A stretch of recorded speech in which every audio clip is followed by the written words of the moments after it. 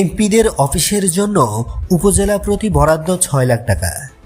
দেশের সব উপজেলা পরিষদ কার্যালয়ের অভ্যন্তরে সংসদ সদস্যদের এমপি একটি পরিদর্শন কক্ষ নির্মাণে ৬ লাখ টাকা করে বরাদ্দ দেওয়া হয়েছে বলে জানিয়েছেন স্থানীয় সরকার, পল্লী উন্নয়ন ও সমবায় মন্ত্রী মির্জা ফখরুল ইসলাম আলমগীর।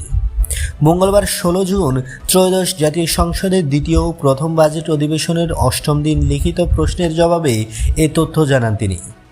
গাইবান্ধা ৪ আসনের সংসদ সদস্য মোহাম্মদ শামীম কায়সার স্থানীয় সরকার, পল্লী উন্নয়ন ও সমবায় মন্ত্রীর কাছে লিখিত প্রশ্নে জানতে চান, দেশের সব সংসদ সদস্যদের দাপ্তরিক যোগাযোগের জন্য উপজেলা পরিষদের অভ্যন্তরে পৃথকভাবে কার্যালয় নির্মাণ করার কোনো পরিকল্পনা আছে কিনা, থাকলে কবে নাগাদ করা হবে।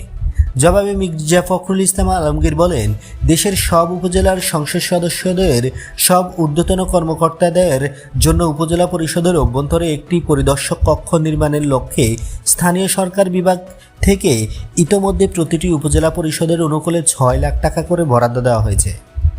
প্রসঙ্গত, গত ৩১ মার্চ ত্রয়োদশ জাতীয় সংসদের প্রথম অধিবেশনের নির্বাচনী এলাকায় সংসদ সদস্যদের বাসার জায়গা করে দেওয়ার দাবি জানিয়েছিলেন এনসিপির সংসদ সদস্য আতিকুর রহমান।